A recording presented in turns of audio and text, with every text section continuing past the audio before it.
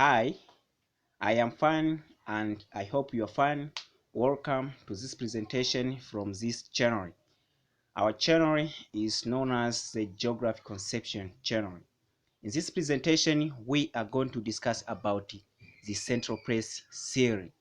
It is among of the mostly used theory in the study of urban system. Urban system is among of the branches of human and economic geography. Before discussing this theory, let us understand the meaning of the term central place. The central place refers to the place or places or sometimes settlements that provide goods and services to the hinterlands. What is the hinterlands? The hinterlands are places that surrounding the central place.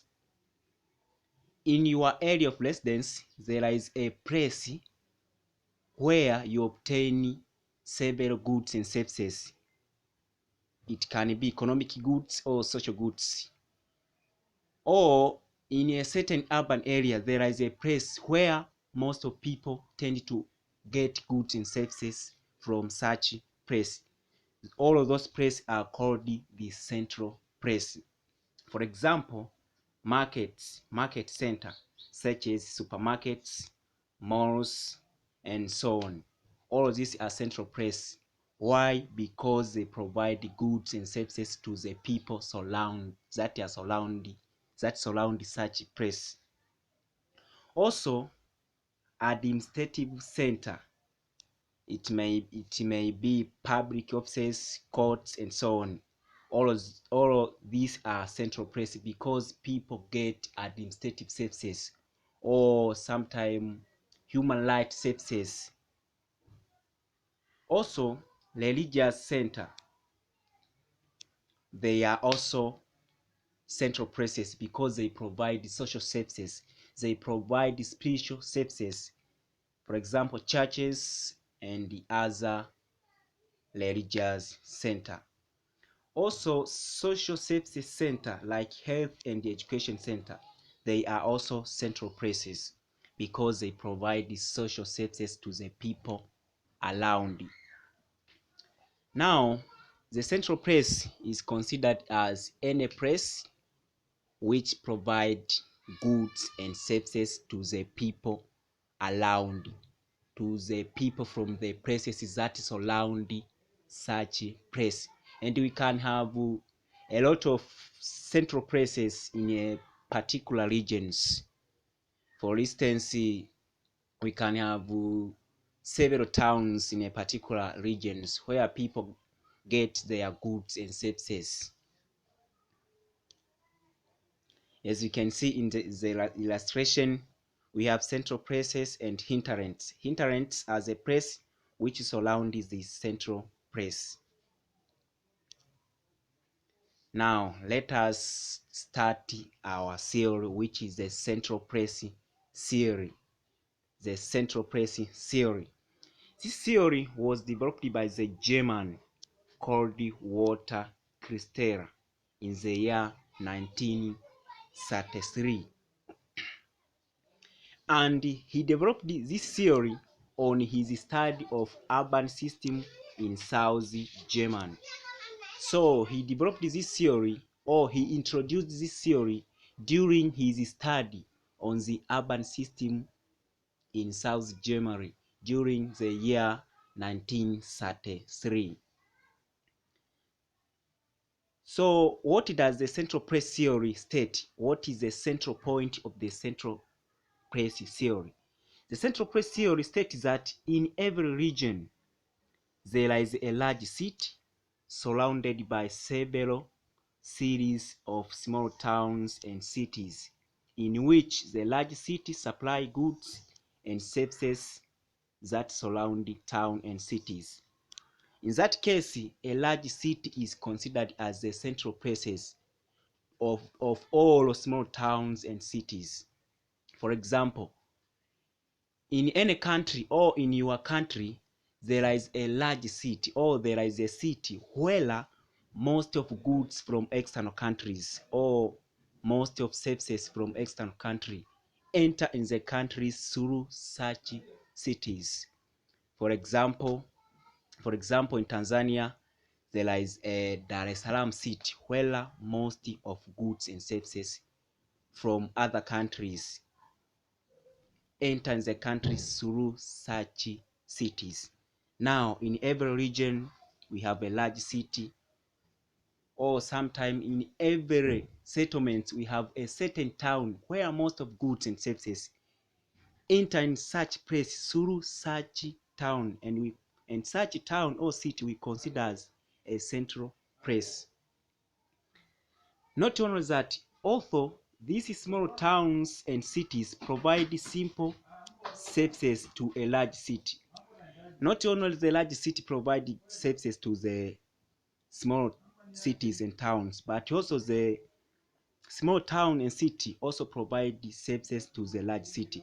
But the services provided to the large city is well known as the simple services. And such simple services may be labor, market, or industrial raw materials. As we can see in the illustration here, at the center we have the large city, which provide goods and services to other cities and towns. But also, the cities provide goods and services to their peripherals, and the chain continue up to the villages. In that case, the settlements are arranged in hierarchy based on population sizes.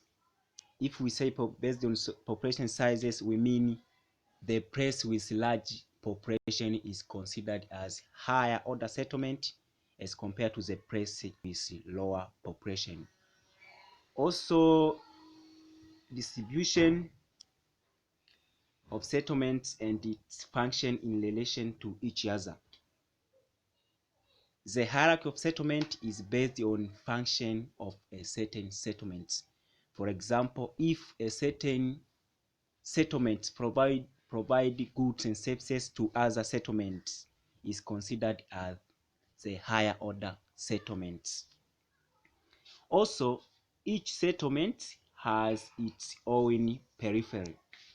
For example, the periphery of large city is small cities. The periphery of cities is towns. The periphery of towns is villages, which supply goods and services by such settlements. So, the central place theory also describes the distribution, size, and pattern of settlements, as well as the number of cities and towns and their function in a particular region.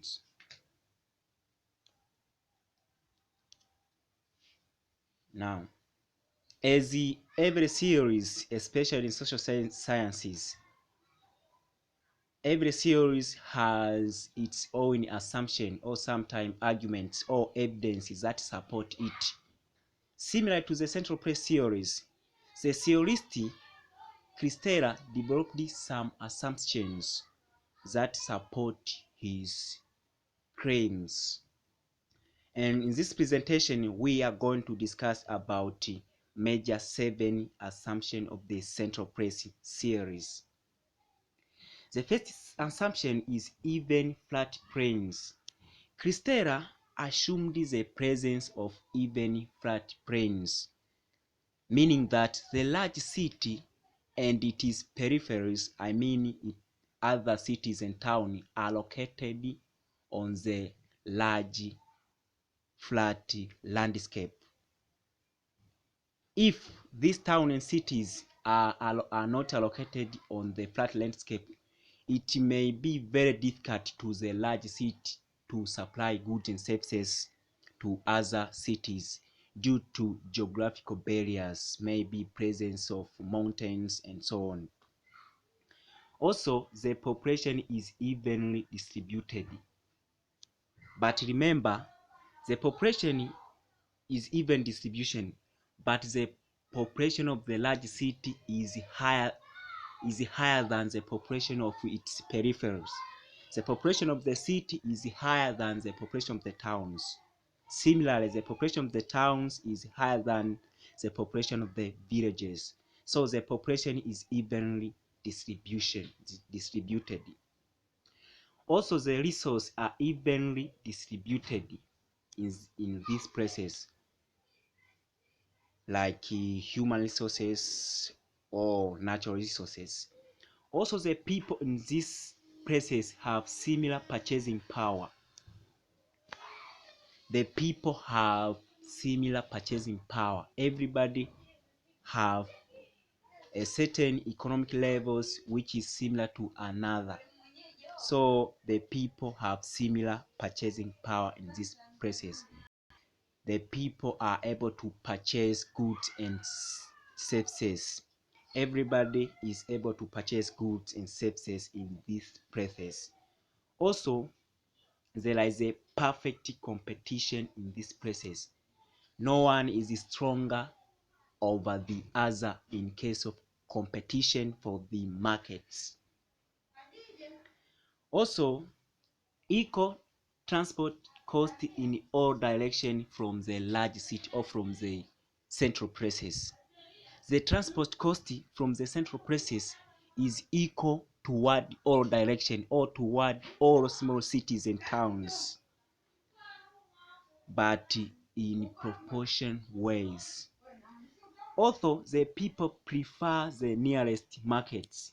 For instance, in your area of residence, I think you prefer to purchase goods or services to the market which is near to your home. So also Christaller suggested that there is a preference to the nearest markets.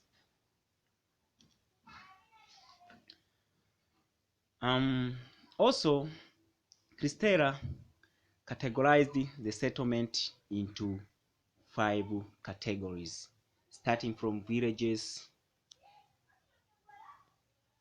starting from hamlets, villages, town, cities, and the regional metropolis. Now, this is the large city.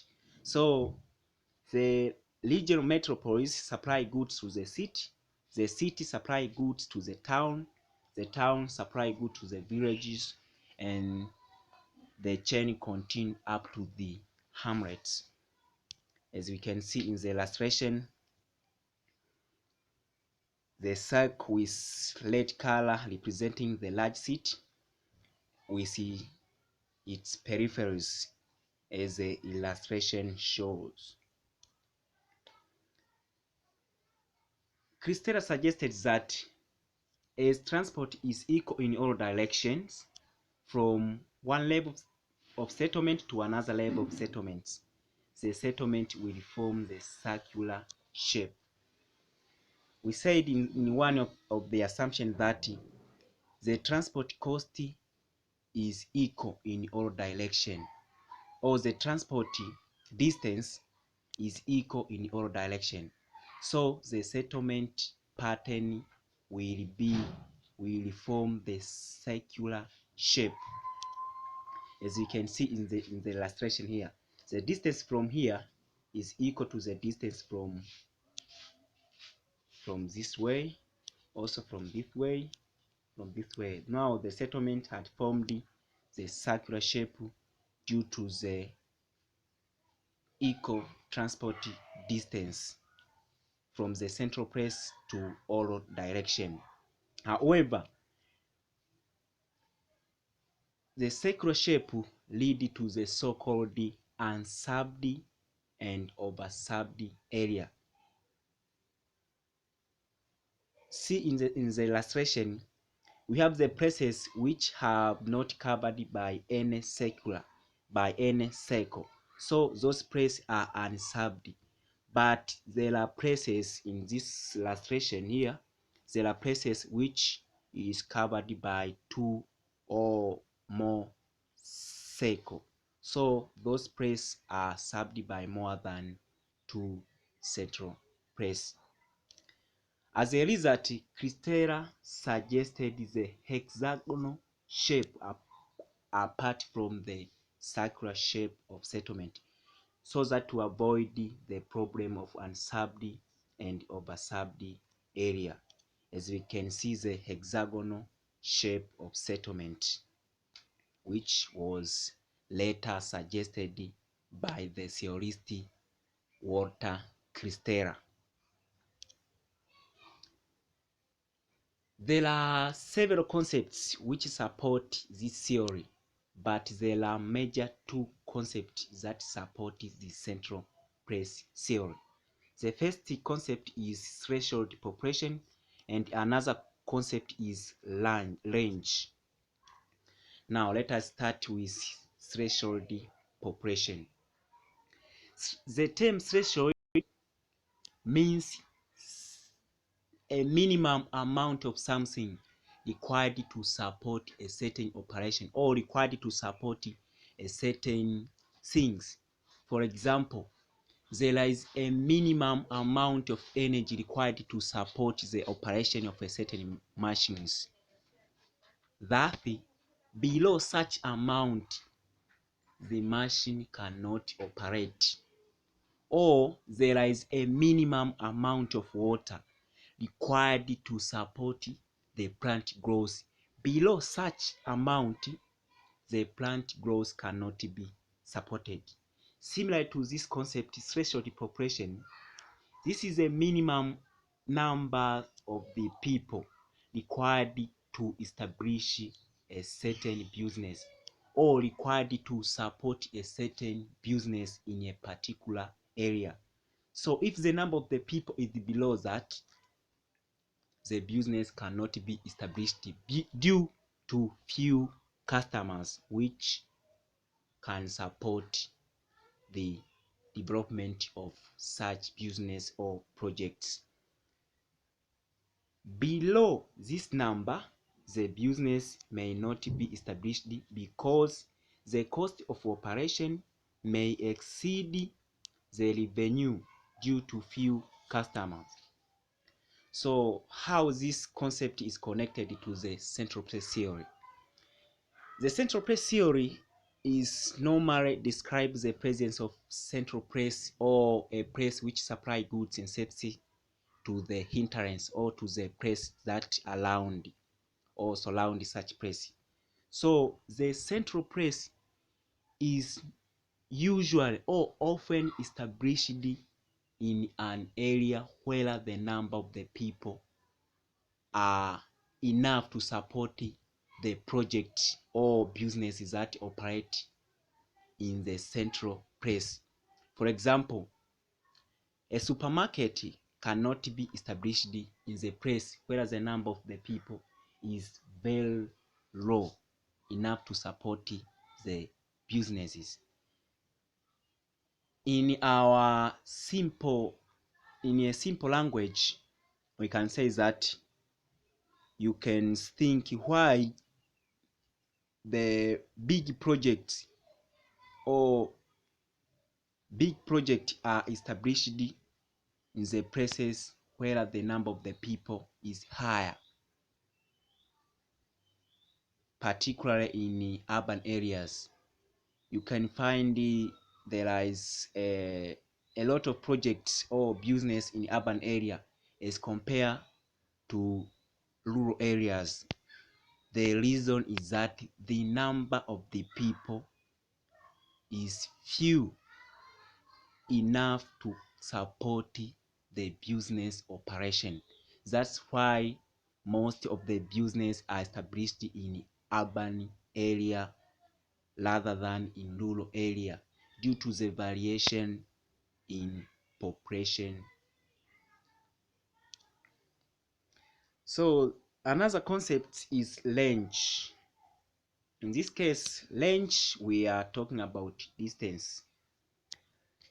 This is a maximum distance in which the customer are willing to travel to purchase goods and services so as to maintain their profits. The customer or the people or the businessman may be able to travel a certain distance to purchase their goods and services, in which the transport cost is not higher enough to compromise their profits, meaning that you only travel to purchase goods and services, whereas the transport cost is lower as compared to the profit you obtain from your business. So the customer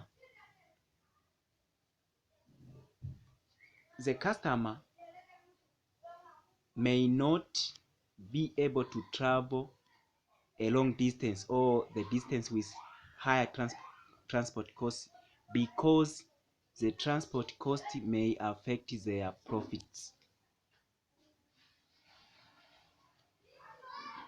And we can see in the illustration here, this is a range where it marks the maximum distance in which the customers are willing to travel to purchase their goods and services, in which their profit is not compromised. And this marks the end of our presentation. I am just reminding you that this is a geography conception channel. In this channel, we discuss different topics, matters, or any other issues related to geography, and it is both human geography and physical geography. So please subscribe to this channel, and also you may write your comments down, and your comment may be criticism, suggestion, or any other point of views. Otherwise, I wish you the nice moments, and thank you for listening to me.